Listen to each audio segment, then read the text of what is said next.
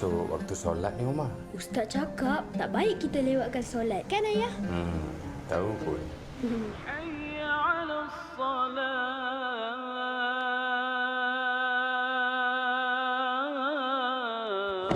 Assalamualaikum. Assalamualaikum warahmatullahi. Ada tempat kami boleh tumpang solat? Ada, memang kita sediakan surau sementara. Jom jemaah sekali. Alhamdulillah. Alhamdulillah.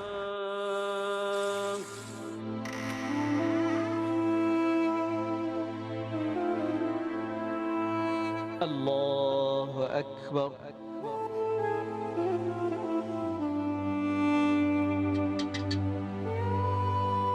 Umar, duit tu kan untuk bagi. Tak apalah ayah. Umar pun nak ada saham akhirat juga. Alhamdulillah.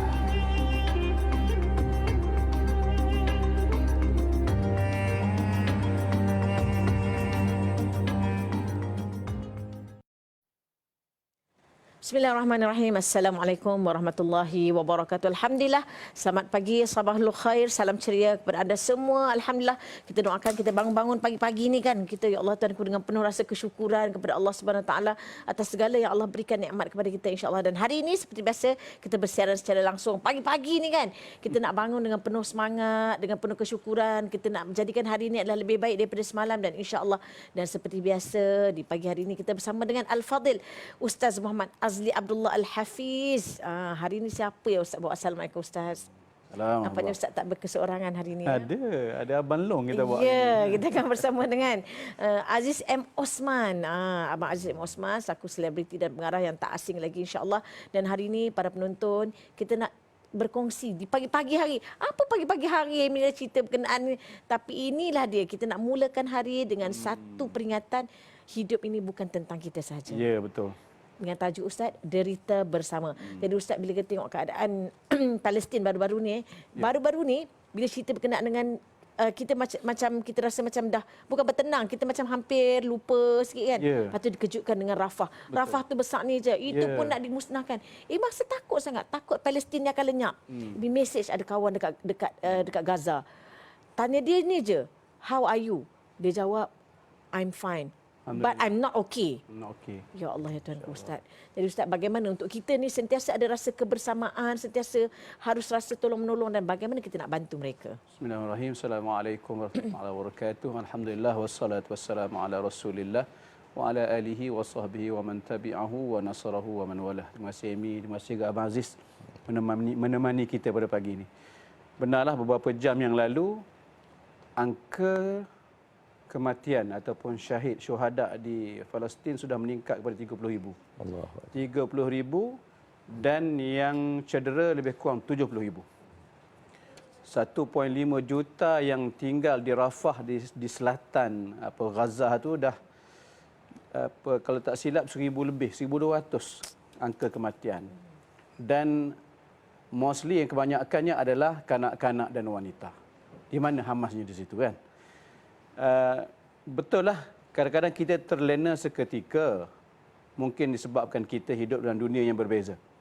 Kita jauh barangkali beribu kilometer. Tapi bila Israel mula menyerang Rafah, maka pada ketika itu kita bangun balik.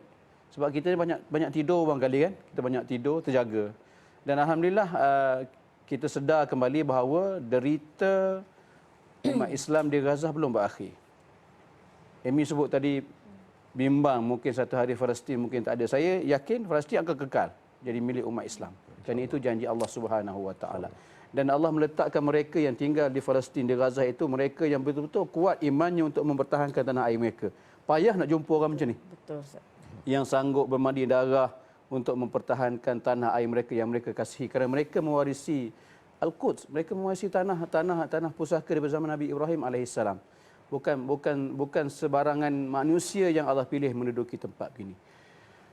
Beberapa hari lalu, 27 Januari kalau tak silap, mungkin kita masih ingat kisah Hind, seorang budak perempuan yang telefon mak dia tu. Allah sedihnya, dan telefon mak dia, "Mak, ambillah saya takut." Dalam dia call tu bunyi gunfire tu, bunyi. Itu bunyi senapang ke? Ya, ambil saya mak. Call ambulans. Ambulans yang ambil anaknya dimusnahkan oleh Israel, hancur lebur sehingga kan petugas apa namanya kesihatan jumpa tengkorak sebelah sana, badan sebelah dalam ambulans yang musnah. Ini satu kita kata insiden yang sangat-sangat menyayat hatilah. Bukan satu, sebenarnya beribu anak-anak yang begitu. Cuma minta kita ni jangan sekali-kali kita lupalah dalam keseronokan kita bekerja, kita seronok ni sekarang ni Chinese New Year lah, tak lama lagi kita nak Ramadan. Dalam kita seronok menyambut apa saja perayaan, jangan sekali-kali kita lupa kepada mereka sekurang-kurangnya doa lah. Ya. Saya selalu pesan kepada jemaah di masjid dan juga dalam ceramah saya kata jangan sampai lupa, imam terutama jangan lupa doakan Gaza. Imam kalau lupa berdoa dalam semayang kata apa punya imam ni, doakan Gaza selalu. Kalau pun tak buat kunut nazilah sekurang-kurangnya selepas semayang doakan mereka. Sebab senjata kita ada 3 je. Satu doa, yang kedua sumbangan keuangan dan sebagainya. Yang ketiganya kalau boleh boikot produk-produk yang memang kita nampak memberi kita kata sumbangan besar kepada pembelian senjata untuk memusnahkan umat Islam di Palestin. Allah Akbar. Ini suka bila boikot tu kan, kadang anak-anak tanya kan, kena ke boikot? Boikotlah yang kita mampu untuk boikot, itu yang kita mampu kan. Berusaha ke. Dia sebenarnya bukan itu isunya, tapi isunya itulah apabila disalurkan untuk membeli senjata memusnahkan mereka-mereka di Palestin. Jadi dan bersama dengan kita hari ini tetamu yang tak asing lagi sebenarnya. Saya sangat berbangga, berbesar hati. Pagi-pagi lagi Abang Aziz dah sanggup sampai. Sebelum subuh pun nak sampai kan. Jadi Abang Aziz sebagai seorang sebenarnya bukan sahaja daripada pengarah dan juga selebriti, tapi Abang Aziz ni merupakan seorang aktivis yang telah bersama-sama dengan NGO pergi ke Syria, memberi bantuan, melihat sendiri. Jadi bagaimana untuk kita bawa para penonton untuk bersama-sama dengan kita, mesti kena ada rasa kebersamaan itu untuk derita bersama, menyumbang bersama. Bismillahirrahmanirrahim. Pertama sekali saya mengucapkan terima kasih kerana sekali lagi saya dijemput dalam rancangan Assalamualaikum ni. Jadi dipendekkan ceritalah pengalaman saya bersama NGO di mana saya membawa hasil daripada kutipan derma untuk disampaikan pada mangsa peperangan di Syria lah. Sekitar 2 kali saya pergi. Satu saya pergi melalui Turki, Hatay, di mana tempat yang saya pergi itu kebetulan 2-3 tahun lepas ditimpa gempa bumi. Waktu kan. Dan kali kedua melalui Jordan Selatan. Ketika di pertama kali itu saya terus dapat masuk di Syria melalui laluan tikus di utara, terus masuk ke dalam kamp. Di mana secara ironinya saya masuk betul-betul di kamp Mujahidin, di mana di tempat tu dia katakan lawless lah, tak ada undang-undang kat situ kan, tak ada orang kata yang orang kata jaga tempat tu ialah semata-mata ada 100% Mujahidin yang jaga kat situ. Jadi alhamdulillah saya sendiri melihat keadaan suasana peperangan, orang kata ground zero kat situ kan. Jadi sebelum tu saya nak pesan, nak mengingatkan diri saya kat sinilah untuk betapa bersyukurnya kita dilahirkan di Malaysia, di tempat yang orang kata serba-serbi insya-Allah bagi saya sangat sempurna, kerana kalau dugaan-dugaan tu dibandingkan apa yang saya lihat sendiri dalam suasana keadaan di Syria ni, sebenarnya kita tidak ada masalah. Kita tidak ada masalah sebenarnya. Masalah tu kadang-kadang ditimbulkan dengan sengaja. Tetapi kalau orang kata dalam hati itu kita sentiasa orang kata berpegang pada iman dan kita redha, memang tak ada masalah. Kan segala ini sekarang ni masalahnya sebagai contohlah 2-3 hari lepas lah kan, saya terlambat sikit membayar orang kata bukan hutang lah, payment untuk selepas bekerja. Saya baru roll satu filem, lambat sikit dalam 1 hari terlambat kerana masalah teknikal gitu kan. Orang tu sudah begitu marah, terlampau marah, padahal bagi saya itu semua tulisan. Kita kena redha apa saja ketentuan kita, di mana apa kita merancang tak semestinya itu. Kerana Allah Taala bukan kadang-kadang, selalunya Allah memberi yang terbaik untuk kita. Jadi kebetulan ketika saya melihat sendiri dengan mata kepala saya keadaan mangsa-mangsa peperangan, bukan di camp tau. Di camp satu hal, di tempat ground zero saya pergi. Saya pun terkejut kenapa dibawa ke sini kata. Bagi saya ini satu tulisan. Tiba-tiba saya diberi peluang masuk ke kawasan medan peperangan itu, di mana saya pergi tempat bangunan roboh. Saya ingat ini semua bekas-bekas tapak tu, padahal baru berlaku minggu lepas, 2-3 hari lepas kan. Dan kemudian ada satu ketika saya nak melihat jenguk, kata, jangan tengok juga. Pasal apa? Ada sniper di sebelah sana. Dekat situ. Dan saya hampir-hampir ditahan oleh satu golongan mujahidin yang berasal daripada selatan China, kan, yang mana majoriti kaum Islam kat situ ingat saya ni spy daripada China. Alhamdulillah Ustaz Said Al-Jufri menyelamatkan saya kadang itu. Dia tahu cakap bahasa Arab, kan. Seperti tengok rupa Abang Aziz kot. Dia kata spy orang Cina, kan.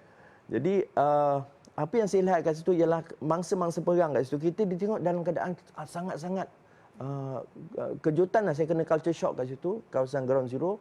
Kebetulan pula pernah satu ketika, satu malam tu 2 butir bom lalu melintas di atas kepala saya. Maksudnya saya melintas kepala kepala, saya dengar bunyi ekor dia. Syuh, kan. Bila maksud terlampau dekat lah kat situ, kan. Jadi saya pun terduduk, tergamam. Saya tengok keliling kat rakan-rakan saya. Haliza Hilmi, Ustaz apa ni? Ustaz Syed Kadir, Ustaz Smackdown berada kat situ. Kita duduk, terus capai phone, sampaikan wasiat. Tak ada apa-apa nak jadi. Macam kita tak boleh nak lari ke mana. Keluar pun kemungkinan bom kena, kadang-kadang jadi tawakal kat situ. Ironinya, apabila saya tengok keadaan orang-orang Syria kat situ, mereka senyum dan ketawa melihat kita. Kerana mereka dah reda. Mereka dah reda.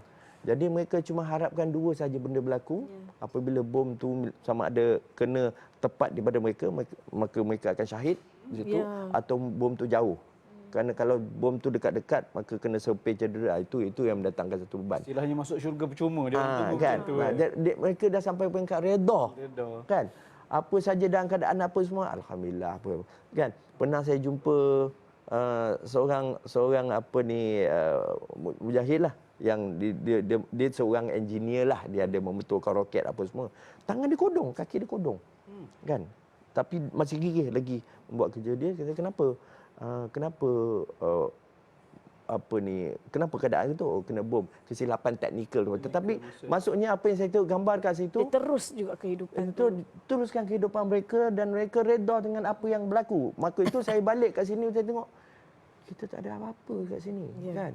Dan kita dalam keadaan yang orang kata sangat-sangat neutral. Bagi saya melihat untuk menjadikan kita sama ada manusia yang terbaik atau terburuk, kita kena lalui 2 perkara yang ekstrim, iaitu bala yang sangat itu seperti apa yang berlaku di Palestin atau di Syria, ataupun kita dianugerahkan orang kata limpah ruah kekayaan atau kesenangan. Kerana dalam keadaan 2 tu barulah kita tahu iman kita itu di mana. Letak di mana. Kan? Terbukti di Gaza, di rakyat Palestin, kita tahu terbukti apabila mereka menimpa musibah begitu, mereka reda, mereka ada juga yang memberontak, ada juga dalam ramai-ramai itu ada 2-3 orang itu, kan.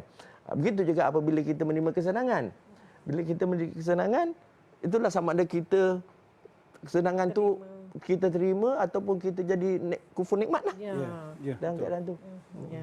Itulah dia. Sebenarnya kan perkongsian yang luar biasa para penonton di pagi-pagi hari ini. Dan saya melihat bila Abang Aziz cakap kan, 2 perkara yang diorang pegang ialah Aiz Azizan atau Mut Syahidan. Hidup ni mesti kena ada maruah ataupun mati sebagai syahid. Itu je diorang punya pegangan. Dan juga bila Abang Aziz cerita tu, sebenarnya kita ni berperang. Perang dengan perangai kita sebenarnya. Perang, kita masih perang dengan kemarahan kita, perang dengan ketidaksabaran kita. Kita lawan perang ini dulu. InsyaAllah kehidupan kita insyaAllah akan sentiasa dalam rahmat Allah. Amin. Kita mungkin tak berperang dengan senjata-senjata, tapi kita berperang dengan nafsu kita dan fikiran kita yang belum lagi tentu mengarah kita kepada kebaikan. Oleh itu, ayo kita berperang dengan perkara-perkara kemungkaran dan ayo kita merebut perkara kebaikan. InsyaAllah kita nak sambung lagi. Selepas ini kita nak berehat seketika kembali selepas ini.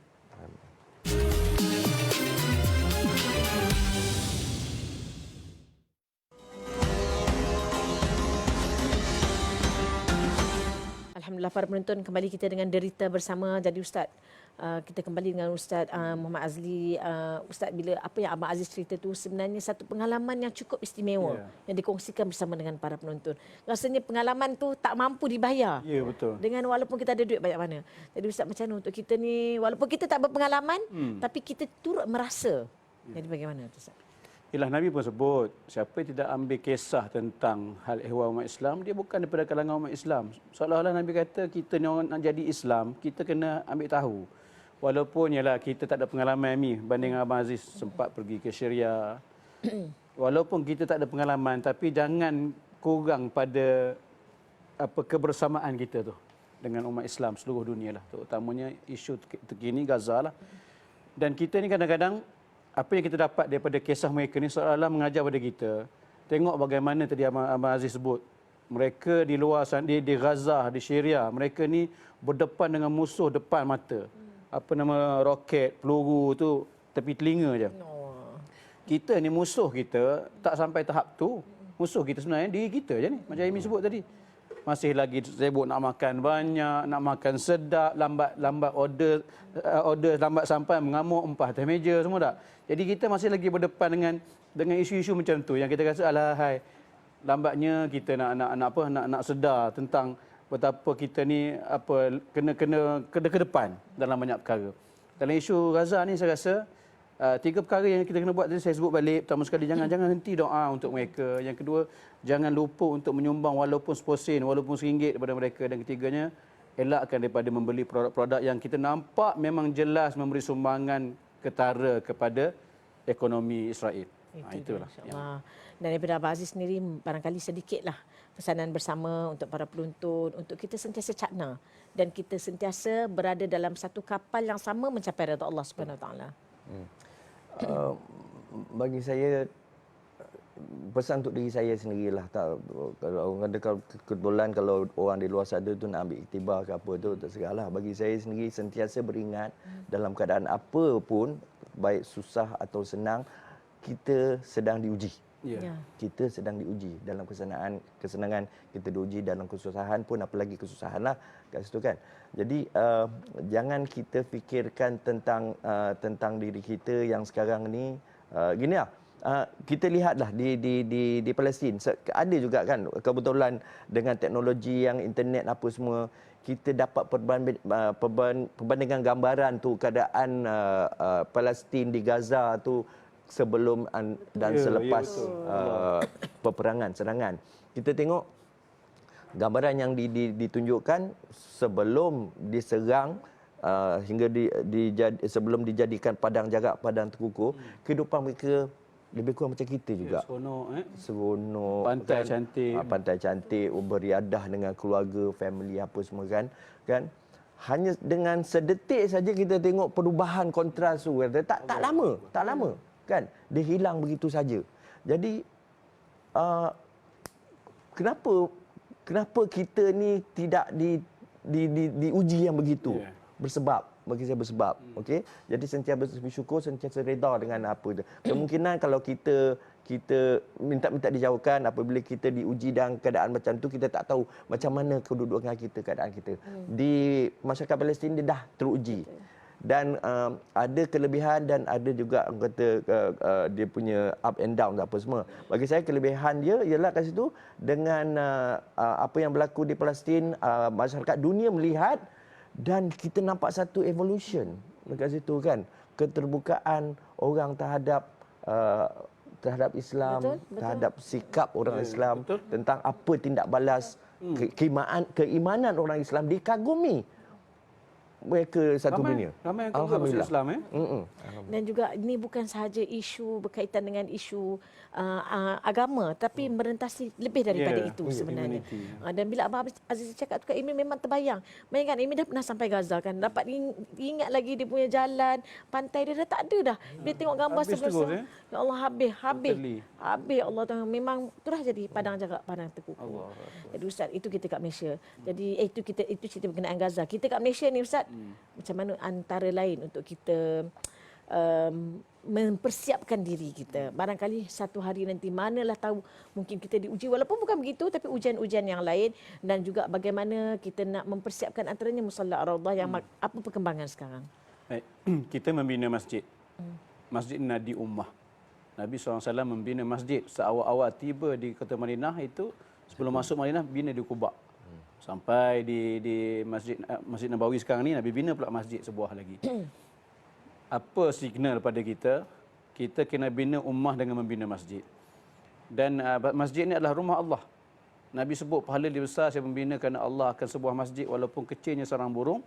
Allah telah membina untuk mereka ni mahligai dalam syurga.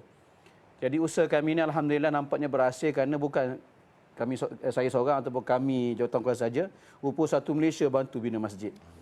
Teringin sebenarnya nak bina masjid di Gaza, nak bina balik. Tapi buat masa ni kita bina dulu di sini. Kita tengok macam mana dia punya apa sokongan orang ramai. Esok insya-Allah kita bina sana pula. Sekarang ni kita dah guna masjid dah 2 bulan lebih dan kita buat subuh challenge sebelum geng subuh apa macam Jumaat tu kita dah buat dah subuh challenge. Kita beri semangat rangsangan kepada anak-anak supaya datang subuh berjemaah, kita bagi duit lah. Bagi RM5 kalau introduce kawan RM5 satu kepala. Kalau sediakan sarapan pagi tanpa cuai setiap hari selama dah hampir dekat-dekat 3 bulan dah. Jadi nampaknya hasrat untuk membina memang benarlah kita tak boleh jadi sebagaimana Nabi begitu cepat. Dia punya progres, dia punya Islam diterima dengan baik. Kita nak umat Islam yang dah Islam ni kembali semula ke masjid. Jadi kita tarik anak-anak, bila tarik anak-anak rupanya bapak tertarik sekali. Mak tertarik sekali. Jadi alhamdulillah crowd juga masjid kami walaupun tak siap sepenuhnya masih lagi memerlukan kira-kira 900,000 untuk karpet, telaga tiup punya pump, kemudian akustik panel untuk sedap bunyi masjid. Kemudian banyaklah apa PA system, speaker 10,000, speaker saja 10,000 4 biji tu. Jadi semua ni memerlukan bantuan orang ramai. Alhamdulillah kami syukur sangat sebab rakyat Malaysia ni prihatin bab bina masjid. Memang masuk duit cuma kemasukan duit itu dengan jumlah pengeluaran di hujung ni tak sama. Keluar banyak masuknya macam biasa. Jadi kalau rasa nak menyumbang kok mana tiba-tiba ada Ustaz nak 900 ke? Tak apa. Saya kasih cek ini hari juga. Alhamdulillah, mana tahu. Saya doa mudah-mudahan tuan-tuan yang menyumbang untuk pembinaan Musallat Ar-Raudhah yang merupakan masjid kita nak naik taraf masjid dan memohon dah. Masjid yang kita bersama nanti, kalaupun tuan-tuan tak dapat datang sama mengimarahkan, mudah-mudahan ada pahala setiap orang sujud di situ. Orang berzikir situ ada pahala, ada ceramah dapat pahala. Amin. Semua yang aktiviti terbina di masjid itu daripada ibadah sampai program-program lain dapat pahala pada tuan-tuan semualah. Allahu Akbar. InsyaAllah. Bayangkan para penonton, kapek yang kita sedekahkan itulah yang digunakan untuk qiyamul lail, untuk solat 5 waktu dan sebagainya. Lampu yang dipetik itulah, yang menyala itulah adalah duit kita yang sentiasa menerangi mereka-mereka yang sedang membaca Al-Quran, sedang solat dan sebagainya. Cuba bayangkan kita petik suih tu mengalir, elektrik tu mengalir pahala kan. Allahu Akbar. Dan Ustaz seperti mana Ustaz kata tadi, ini pun macam terbayang. Kalau Ghazan, kalau dah macam dalam keadaan tenang, kalau nak bangunkan tu, ayuh jom kita buat. Tapi sebelum tu sekarang ni kita bangunkan dulu Musallat Ar-Raudhah. 900K saja lagi diperlukan insya-Allah dan akan diperlukan lagi dan lagi untuk keperluan-keperluan lain insya-Allah. Jadi terima kasih ingin mengucapkan kepada Abang Azim Osman. Masya-Allah perkongsian yang luar biasa para penonton.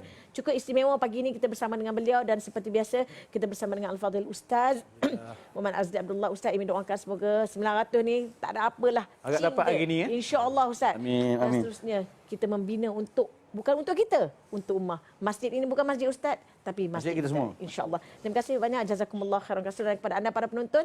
Semoga sentiasa dalam rahmat Allah. Jangan ke mana-mana. Kita akan bersama lagi dengan Imis lepas ini dalam Assalamualaikum. Dalam Assalamualaikum An-Nisa.